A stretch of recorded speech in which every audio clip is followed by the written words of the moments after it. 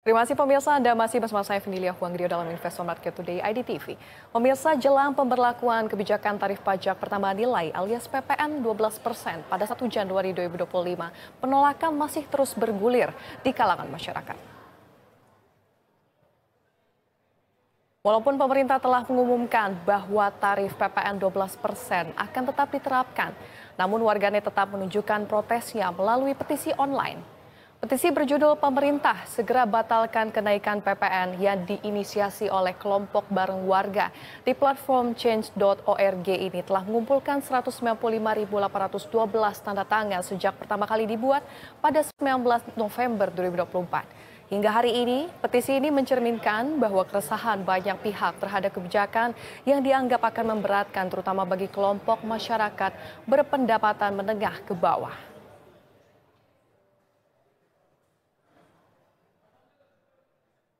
Pasalnya, kenaikan tarif PPN 12% ini diperkirakan akan mendorong lonjakan harga barang dan jasa, di mana ini akan semakin menggerus daya beli masyarakat yang sudah terbebani oleh kondisi ekonomi saat ini. Meskipun pemerintah telah berjanji akan memberikan beberapa insentif untuk meringankan beban, seperti pembebasan PPN untuk barang-barang kebutuhan pokok. Namun masih bergulirnya petisi ini menunjukkan bahwa sebagian besar masyarakat masih merasa kebijakan tersebut tidak meringankan beban masyarakat.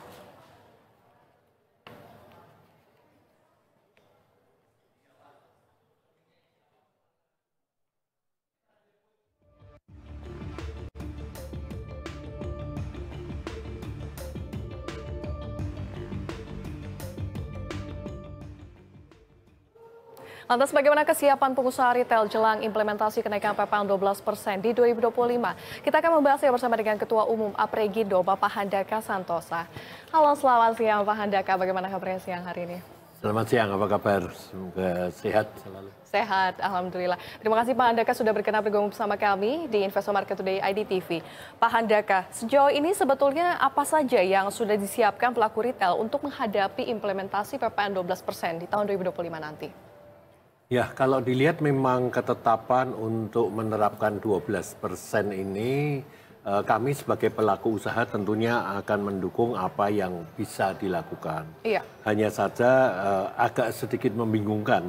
Padahal seperti supermarket ya, ini barangnya kan ada ribuan hingga puluhan ribu. Iya. Nah, ini kan program softwarenya harus disiapkan. Ini PPN-nya nggak kena, ya kan seperti sayur nggak kena PPN dan kebutuhan pokok. Tapi yang lain kan akan kena. Nah, kita harus menerapkan ini menunggu instruksi atau pengumuman yang resmi gitu. Bukan ada dikeluarkan ya keterangan tertulis kemudian nanti diralat lagi. Nanti masih ada ralat lagi nggak? Ini yang kami agak khawatirkan kan.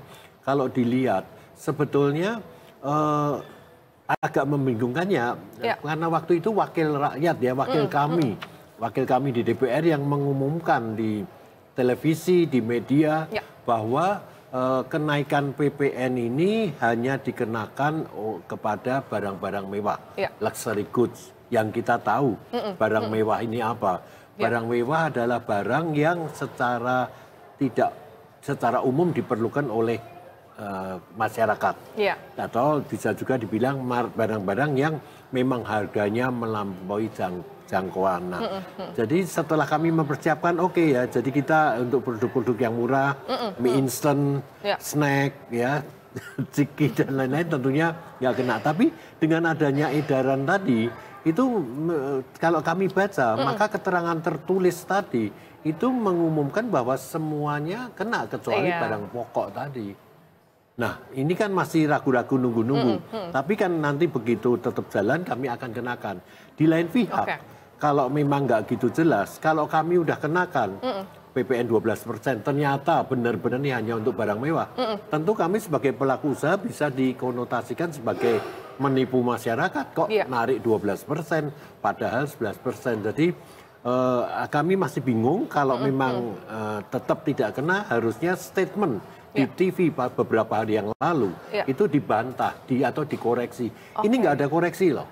Dan ini dibaca oleh jutaan, didengarkan oleh jutaan masyarakat gitu. Jadi etikanya harusnya dibantah dulu bahwa keterangan kami salah dan PPN akan dikenakan untuk seluruh barang yang ada kecuali barang-barang pokok yang ditetapkan. Oke, namun terakhir kali komunikasinya seperti apa Pak Handaka terkait dengan barang-barang yang mana saja yang terkena PPN 12% ini? Ya, jadi kalau dilihat dari keterangan tertulis yang ada, yang dikeluarkan oleh Direktorat Jenderal Pajak, ya, jadi di sini disebutkan produk-produk yang lain yang selama ini kena 11% akan dikenakan 12%. Jadi otomatis di situ akan kami naikkan 1%. Buat kami sebagai pengusaha, kami nggak ada masalah. Kenapa? Karena PPN ini dibayar oleh masyarakat, bukan oleh pengusaha. Jadi kami membeli produk, ada ke PPN-nya, kami jual kepada konsumen, ada PPN-nya. Jadi pengusaha hanya membayar selisihnya, in-out-nya tadi. Tetapi kenaikan ini akan dibebankan kepada customer atau konsumen yang berbelanja. Oke, namun sejauh ini Pak Handaka melihat untuk implementasinya sendiri, apakah ada tantangan-tantangan tersendiri begitu? Apalagi ini kan akan dikenakan atau dibebankan kepada masyarakat nih. Kalau saya melihat agak sedikit khawatir ya, bahwa per 1 Januari memang untuk karyawan ada kenaikan upah minimum. Ya, betul. Tapi upah minimum ini apakah nanti bisa mengcover kenaikan-kenaikan yang disebabkan oleh PPN karena ternyata akan kena juga kepada barang-barang lain selain kebutuhan pokok. Karena masyarakat bukan hanya perlu beras, perlu daging, perlu telur, tapi perlu juga produk-produk yang lain ya, termasuk pakaian karena sandang dan pangan sangat ini kan udah sesuatu yang terikat jadi satu. Setiap karyawan juga perlu membeli pakaian untuk bekerja. Nah ini kalau pakaian yang harganya 500.000, baju 200.000 terkena PPN berarti kan secara keseluruhan kebutuhannya terkena PPN. Dan pokok ini kan ada dikonotasikan pokok itu cuma beras, telur dan lain-lain. Tetapi sebenarnya pakaian saat ini adalah kebutuhan pokok. Karena kita pakai sehari-hari ini tentunya kebutuhan pokok. Oke, dan pemberlakuan PPN 12% dibarengi sejumlah stimulus ekonomi. Apakah stimulus ini efektif dan tepat sasaran menurut Pak Handaka? Bagaimana pengusaha melihatnya? Ya, saya sendiri menginginkan agar sales atau hasil penjualan ini cukup stabil dan tetap tinggi. Tapi kalau dibilang stimulus ini bisa berhasil atau enggak, tentunya harus sesuatu usaha yang benar-benar maksimum agar semua yang membutuhkan ini bisa menerima stimulus. Yang saya khawatirkan stimulus kan tentunya ada kriterianya dengan gaji sekian dan lain-lain. Nah, kalau mereka yang PHK tidak bekerja seperti apa, tentunya akan lebih complicated ya. Diharaplah pemerintah bisa menangani dengan baik dan dengan lebih serius. Dan yang saya khawatirkan lagi adalah tentang ini tadi, bisa mencapai nggak pencapaian penjualan. Kenapa? Yang lalu pernah saya sampaikan bahwa pertumbuhan ekonomi itu didapat lebih dari 50% didukung oleh konsumsi rumah tangga. Oke, namun berarti bisa dikatakan bahwa stimulus ekonomi yang sudah digelontorkan begitu dari pemerintah, apakah ini belum bisa mengkompensasi begitu Pak dengan kenaikan-kenaikan yang akan diterapkan gitu, apalagi 12% ini dari PPN? Agak sulit diprediksi, tapi sebagai pelaku usaha kami bisa merasakan sih. Bukan hanya kemampuan berbelanja, tetapi keadaan psikologis. Kadang-kadang adanya satu kenaikan akan menyebabkan mereka melakukan yang rem lah istilahnya. Sehingga akan terjadi penurunan penjualan. Saya rasa bukan hanya untuk kebutuhan-kebutuhan di supermarket, di department store, atau toko-toko untuk kebutuhan rumah tangga ya. Tapi secara umum memang kalau ada terjadi suatu kenaikan sekecil apapun akan mempengaruhi secara psikologis. Oke, dan jelang implementasi PPN 12% di 2025 ini, bagaimana pengusaha melihat dampaknya ke industri retail, Pak Handaka? Apakah mal akan mengalami low season di sepanjang 2025? Ya, tentu kami peritel nggak kurang akal ya. Soalnya kita kan menyewa pusat belanja, bukan hanya sewa. Kita juga akan membayar service charge, kami membayar listriknya, semuanya terkandung PPN. Jadi udah pasti ongkosnya akan naik. Tentu kami akan mengadakan satu promosi yang lebih lagi bagaimana untuk konsumen ini bisa berbelanja. Termasuk bagaimana bisa menggerakkan masyarakat kelas atas yang menengah ke arah kaya untuk lebih berbelanja di Indonesia. Kami sebut ini berbelanja di Indonesia aja gitu. Jadi jangan sampai malahan keadaan ekonomi seperti ini, masyarakat yang kaya yang dari data LPS itu naik hampir 8%, itu malah nggak berbelanja di Indonesia. Jadi kami mengharap agar para peritel ini bisa menyediakan segala bentuk barang yang dibutuhkan, baik itu yang kalangan menengah ataupun yang kalangan atas ya. Produk-produk luxury good juga, sehingga mereka akan bisa spend money sehingga efeknya kepada pertumbuhan ekonomi Indonesia. Yang saya khawatirkan sebenarnya ada hal yang lain loh. Kenapa? Luxury goods ini kan banyak dijual di negara-negara tetangga kita, Thailand, Malaysia, Singapura. Nah, kalau kita belanja di Indonesia PPN-nya jadi 12%, sedangkan mereka belanja di negara yang saya sebutkan tadi, mereka bisa tax refund. Dan kalau mereka mau beli baju tinggal dipotong labelnya, udah nggak kelihatan ini barang baru atau enggak. Ya itu yang saya khawatirkan. Pak Handaka sendiri dari Apregindo kan mendorong untuk bisa masyarakat kelas menengah ke atas untuk berbelanja dalam negeri. Kira-kira upaya yang sudah dilakukan ini seperti apa, Pak? Ya kami mengharap agar masalah fashion ini masalah sensitif, terutama untuk mereka sosialita. Mereka pengen pakai modelnya yang baru keluar, kepengen pakai. Mereka punya uang. Mereka bisa belanja, mereka bisa keluar negeri. Kalau kita tidak sediakan, kita misalnya nih tetapkan kuotanya. Setahun kita bisa jual 10.000 misalnya. Kita cuma dikasih kuota 1.000 oleh pemerintah misalnya. Nah, tentunya ini akan ada kekurangan barang, ya mereka akan belanja di luar negeri. Kita akan lanjutkan dialog kita Pak Handaka, tapi kita harus jeda terlebih dahulu. Ya pemirsa, Investor Market Today IDTV akan kembali usai jeda. Tetaplah bersama kami. Terima kasih pemirsa, Anda masih bersama kami di Investor Market Today IDTV dan kita akan lanjutkan dialog bersama dengan Pak Handaka Santosa selaku Ketua Umum Apregindo. Ya Pak Handaka, tadi menarik sekali Bapak sempat menyebut bahwa mungkin kecenderungannya masyarakat kelas menengah ke atas ini lebih memilih untuk berbelanja di luar negeri ya Pak ya. Dan mungkin bisa dielaborasi Pak terkait dengan hal ini, apa yang mungkin bisa berdampak pada pertumbuhan ekonomi kita sendiri? Ya, memang saya bukan pengamat ekonomi, saya pelaku usaha. Dan kita juga harus belajar untuk mengerti keadaan ekonomi gimana supaya kami bisa mencapai target penjualan. Nah, kalau dilihat, tadi sudah saya sebutkan bahwa kalangan menengah ini turun sebesar 10 juta atau 17%. Nah, kalau ini turun, padahal pertumbuhan ekonomi dari konsumsi rumah tangga, tentunya gap tadi harus diisi oleh sesuatu untuk bisa mencapai sama.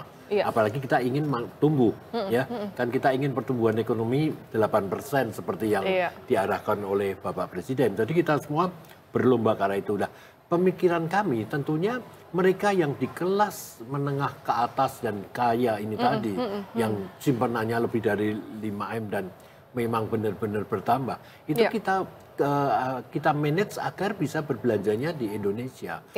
Padahal kita tahu berbelanja di luar negeri dengan tax refund, mereka berarti nggak bayar PPN loh, dan nggak bayar bea masuk. Sedangkan di Indonesia, para pelaku usaha termasuk kami barang-barang bermerek, ini mendatangkan barang supaya gampang sekali dibeli di Indonesia. Nggak perlu bepergian, menghabiskan devisa, nginep di hotel, makan di restoran sana. Udah cukup di Indonesia. Orang-orang kaya yang di Palembang, di Bandung, udah ke Jakarta aja, semua ada. Apalagi kita sekarang juga mencoba untuk bisa menyediakan produk-produk ini di kota-kota besar di seluruh Indonesia. Jadi kemudahan logistik agar customer nyaman dan benar-benar harus dibuat nyaman. Bukan hanya itu. Kita di sekitar banyak sekali orang asing yang bekerja di Indonesia dan juga ada turis asing. Nah, mereka terbiasa dengan produk-produk itu. Kenapa nggak kita sediakan? Nah, kita harus sediakan sehingga mereka benar-benar bisa mendapat dengan mudah dan dengan harga yang bersaing. Dan Pak Handaka, apakah kenaikan PPN 12% ini akan menekan industri retail meski di peak season seperti Ramadan dan juga Lebaran yang berada di kuartal pertama di tahun 2025, kan sudah di depan mata nih 2025. Seperti apa melihatnya? Ya, kalau saya bilang nggak akan menekan retail, saya rasa saya bohong. Kenapa? Kita tahu income per kapita Indonesia saat ini hampir 5.000 akan menerapkan PPN 12%. Sedangkan di Malaysia dengan PPN dengan income per kapita yang lebih besar ya, sekitar 1,5 kali. Di situ juga Thailand, itu PPN-nya masih di bawah Indonesia. Di Thailand aja 7% gitu. Sedangkan di negara-negara lain nggak ada yang sampai 12%. Sehingga tentunya kemampuan berbelanja akan sedikit terkoreksi. Nah, apalagi di tahun depan kita ada beberapa kegiatan untuk promosi. Sampai kepada Lebaran. Jadi situ ada ya tahun baru, akan ada Chinese New Year, tahun baru Imlek, akan ada Hari Raya Idul Fitri, dan sebelumnya ada bulan puasa. Di situ akan terjadi kenaikan sales. Tapi setelah itu rasanya vakum ya. Mungkin ada di tengah-tengah, ada back to school atau kembali sekolah dan lain-lain. Kemudian tahun akhir baru kembali kepada Natal lagi dan tahun baru. Nah, di sini kita harus banyak sekali melakukan effort untuk bisa melakukan ini. Nah, pemerintah apakah bisa juga melakukan dukungan-dukungan agar ini bisa terlaksana? Misalnya program promosi, program untuk turis berbelanja ke Indonesia. Oke, baik. Dari pengusaha sendiri, stimulus apa yang diharapkan diberikan kepada industri retail di tahun 2025? Pak Handaka, mengingat stimulus ekonomi kemarin lebih memprioritaskan sektor padat karya dan juga UMKM. Sorry. Ya, jadi untuk yang UMKM tadi dipertanyakannya.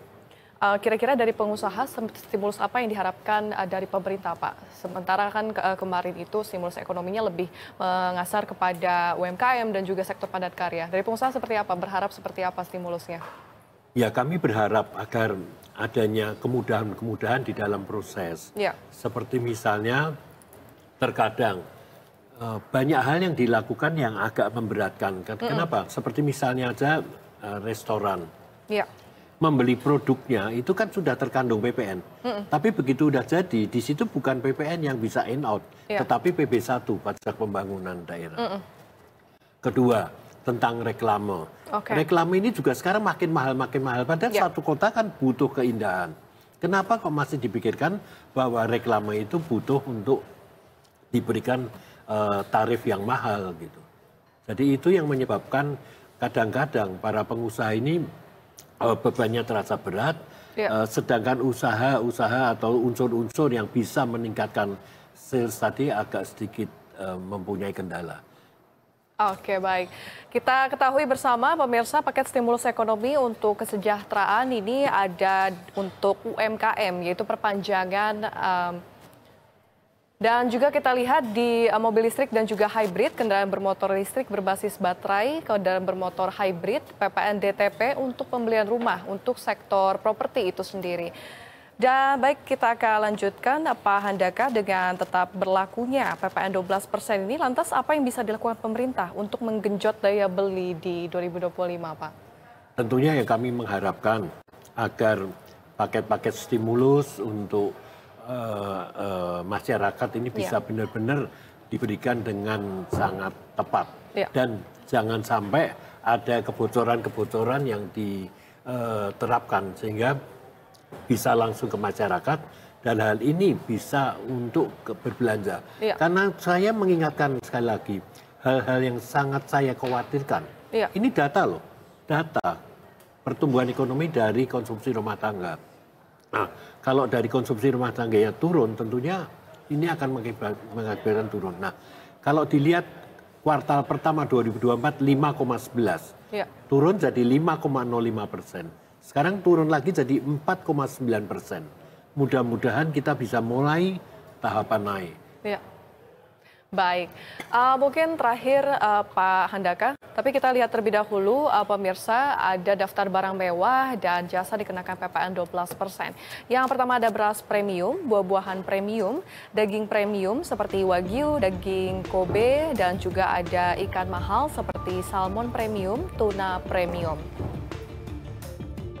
Dan berikutnya pemirsa, ada daftar barang mewah juga yang dikenakan PPN Melanjutkan untuk bahan makanan sendiri ada udang dan crustacea premium atau king crab, dan juga jasa pendidikan premium, jasa pelayanan kesehatan medis premium, serta listrik pelanggan rumah tangga sebesar 3.500 hingga 6.600 VA.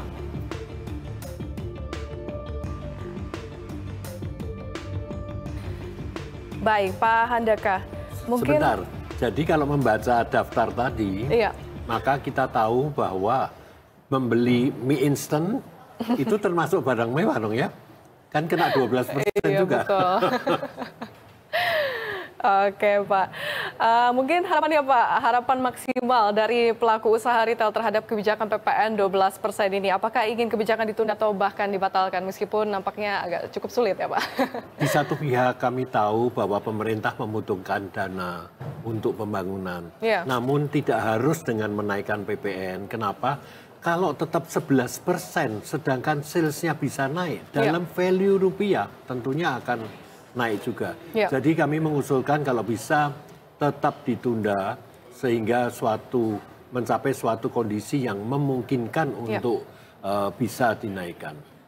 Oke, baik. Kita harapkan juga nampaknya pemerintah bisa mempertimbangkan kembali ya Pak ya terkait dengan implementasi dari kebijakan kenaikan PPN 12% ini, karena juga kita lihat banyak sekali yang menandatangani petisi begitu dari masyarakat. Sudah banyak sampai lebih dari 194.000 tanda tangan ya Pak ya.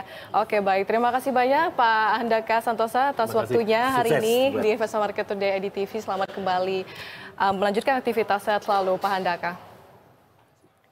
Ya, pemirsa Investor Market Today EDTV akan kembali usai jeda. Tetaplah bersama kami.